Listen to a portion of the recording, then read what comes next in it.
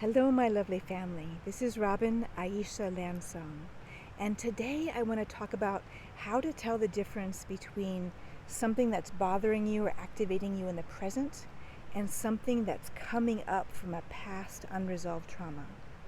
And so the first thing I want to say is this is a subtle question, and there's lots of variables in knowing the answer. And I'm always encouraging that more trauma resolution we can have, the easier it's going to get to answer this question. When I was in my 20s, I honestly couldn't tell the difference between when I was bothered by something in the past and when I was bothered by something in the present. The further I got, the more I emptied my nervous system of trauma content, of memories, of things that were compressed in my nervous system, the easier it gets to answer this question. So I chose this spot. I'm here in California, and this tree behind me has what's called Witches Brooms. And that's a past experience in the tree of some kind of irritant. Maybe it's an injury or an insect injected something in its eggs in the tree, or a moment of damage, and the tree responded by having a ton of growth in that spot. So I just like to make the analogy that just in nature's biology, in our body's biology, that when there's been an irritant, when there's been something to react around, we can have a lot of growth around it, have a lot of history around it.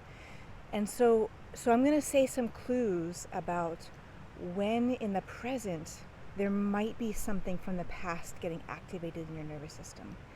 So a first clue is your reaction feels out of proportion to the present stimulus.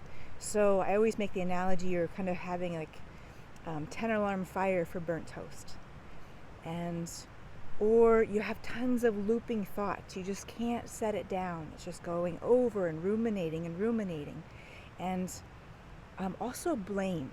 Blame can be our clue that we're actually activated by something in the past.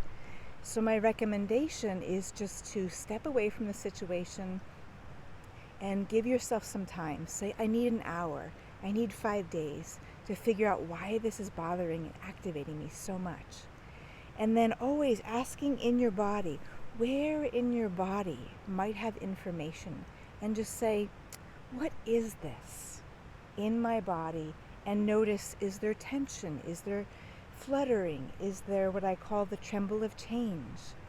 And this can be your place of curiosity and compassion to wonder, where in my nervous system has this happened before, to maybe a more extreme level?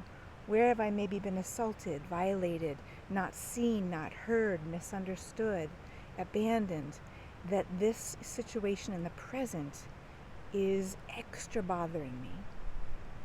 And what I want to say too is that anyone who's telling you you don't have the right to have boundaries or discernment in the present, and they're constantly using the excuse, oh, this bothers you because of your childhood, that's a clue that somebody might be justifying their bad behavior with this all sweeping conclusion that it's only bothering you because of your childhood. So that's a little behavior to watch out for, and that's something that narcissists, a strategy that sometimes narcissistic people can utilize. So again, everything comes back to like, where can you increase your breath? Where can you increase your movement? Because coming back to our body sensation, getting out of frozen, getting back into motion is where our power lies. So again, have compassion for yourself if something from the past is activated in the present and it feels like you're kind of on a water spout and it's harder to calm down. So I'd love to hear your questions about trauma resolution in the comments. And if it's in my wheelhouse of something I'm trained in or have learned from my own trauma resolution, or from my experience being a craniosacral therapist for 22 years and giving over 16,000 sessions, I've learned a thing or two about the nervous system. So I'd love to hear your questions in the comments, and then maybe I'll make a video on it. All right, blessings. Hope this was helpful, and namaste.